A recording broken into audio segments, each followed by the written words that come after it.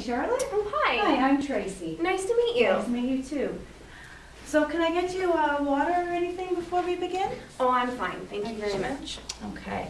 How was your way in today? Good. I've actually driven by here a couple times, so I already knew where you were before I came.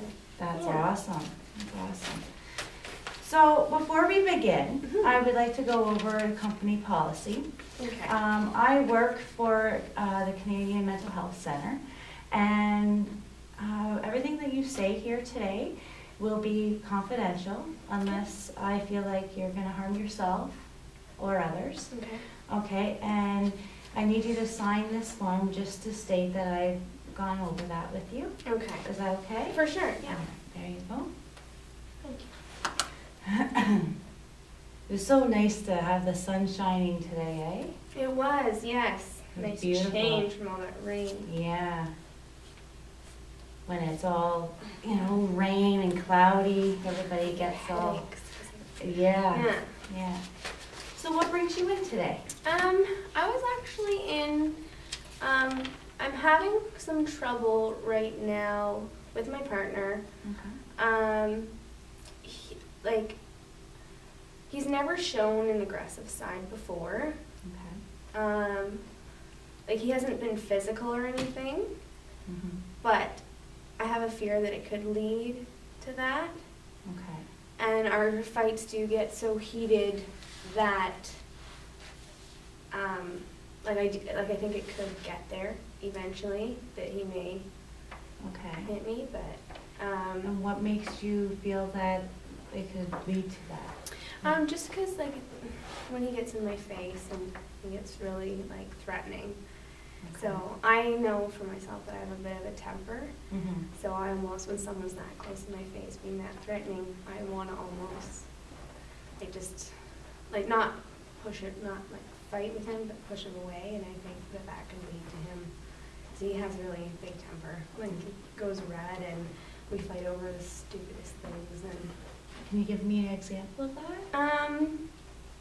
well, I don't treat myself very often. Mhm. And when I do, it's more financial that he doesn't agree with. If any money that I spend. So Okay. I'm actually expecting, and that's my biggest fear, is that, Congratulations. thank you, is that when we do have our first child together, that, yeah. Okay. You're my stomach, I'm sorry. Wow, I know, great, must be lunchtime soon. Yeah. Okay, so what kind of things have happened for you to feel that intimidation by him? How long have you been together? We've been together for 5 years. 5 years? Yeah. Okay. Well, like I said, he's never been aggressive in any way Mhm. before. Now, we just recently got our own place together, Mm-hmm. and he just gets mad at the simplest things, and he actually just had back surgery about 4 months ago, and that's when I saw the change. And our family doctor has actually recommended Percocet for Okay. him to be on, and that's what I'm guessing the mood change has been. Okay, do you feel that he may be addicted to the Percocets? Mm-hmm. Yeah. I really do, yeah. I think that's one of the main, Mm-hmm. yeah. And he's very secretive, we have our living room there, and then our kitchen is right here. Okay. And he'll walk around the corner, and I can see him, I know this is bad, but I can see him in the glass window, where our porch is, Okay. and he's trying to be really quiet, but I know he's standing in front of the medicine cabinet, getting his, Mm-hmm. yeah. Have you tried talking to him about it? Mm-hmm. And how's that I been? don't have a problem, everything's fine, I'm just taking it for the pain.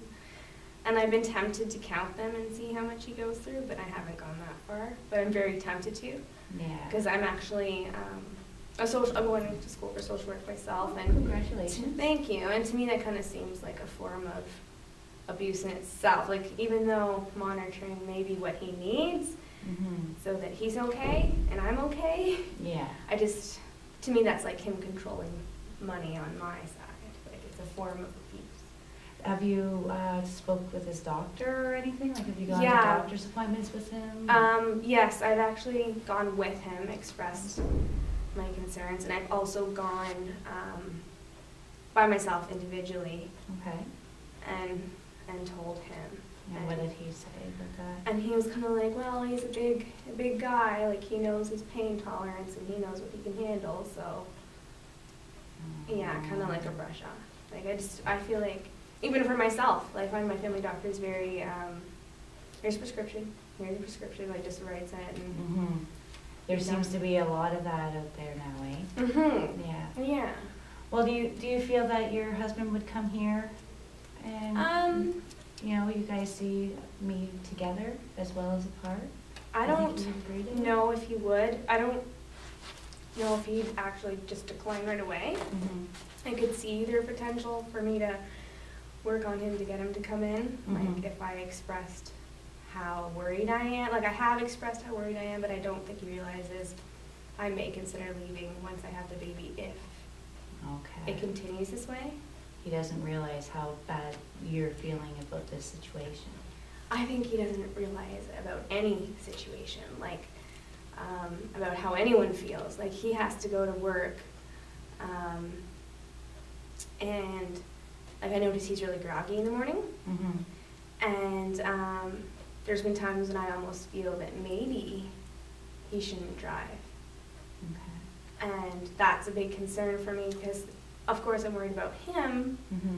but I'm also worried about him getting in an accident with someone else. Yeah, because it's not just him, it would affect other people too, right? Exactly. Yeah. Yeah. So, when coming here today, did you tell him about our appointment? Does he know that you're here today? He does, yeah. Good. What did you tell him that you were coming for? I just said I'm going for counseling services for myself and our relationship. I was up front with him and Okay. told him. And I said, you know, if you want to join me, you're more than welcome to, or I can reschedule an appointment for the both of us. And he was like, okay, but I don't have a problem, so you can just go. Okay. Yeah. So you were up front and he knows what you're here for. Mhm. Like I've even discussed, like not only with our family doctor, but with his mom, which I don't know if that was the right way to do things, because like that's his mom, so I figured she'd kind of wanna Mhm. like maybe Be a part help of with it. that, Mhm. but she's actually using herself, like not Okay.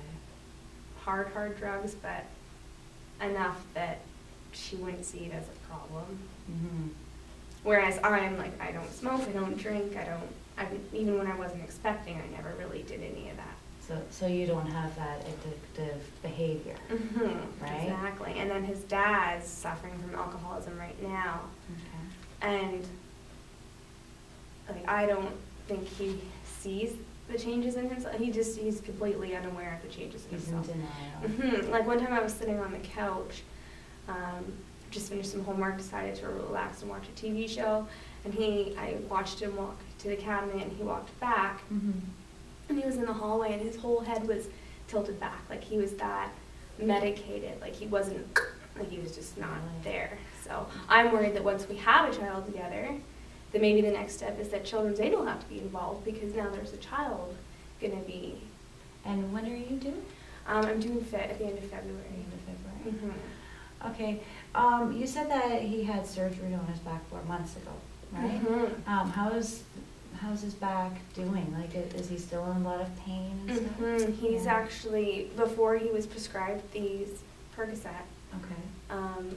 he actually said that the pain feels worse. Like he gave himself 4 to 6 weeks, Yeah. and he's like, the pain feels worse. Like, I wish I didn't have the surgery. And I think he's feeling a little bit of resentment towards me because I was like, go for it. It'll make it all better. Yeah. Yeah. And he's kind of like, no. Like I think he kind of blames me for Mhm. that. So you feel that these situations with him taking the drugs and his behavior is why you feel intimidated by him, that you're afraid that he's going to hurt you because he's not acting himself? Right. Yeah. Yeah. Okay. What I don't recognize him at all. Like I said, we've been together for 5 years. Yeah. And then out of this past 4 months, Mm-hmm. I don't know this person. That must be very difficult. on you. Yeah, it is. Yeah. And other than talking here today or trying to talk to him about it, have you tried talking to friends that have been in that situation before, just to see how they have dealt with it? Actually, yeah, there was this one lady, she's a friend of mine that we met through school. Okay. And it's a very similar situation, but different drug. Okay. But, and then there's been some other students, like their parents have gone through it. And they're kind of saying the same symptoms, like all of the same symptoms, and like I can relate to them on that level, but they still haven't dealt with it. So I'm worried that we're going to be here. Like, I've actually been prescribed Percocet myself once I got my gallbladder out. Okay. And even though I was in pain, I'm like, okay, I can't get used to this because you know it's addictive. yeah, like I think I took like maybe half of one, and I was like drooling on the pillow. Yeah. And I'm like, yeah, this isn't good. So even though I was in that much pain and maybe not as much as back pain, yeah, it still was constant. Like it was still 4 to 6 weeks after the surgery that was, you know. yeah. So I guess I'm feeling like he's feeling resentment because I told him to get the surgery, but I'm feeling resentment because I feel like even though I don't have back pain, I feel like he should find something else. And he's he's told me that he's talked to the doctors about that, but I don't think that he really truly has. I think he's liking the feeling a little too much. Yeah. Yeah. I was just about to wrap it up.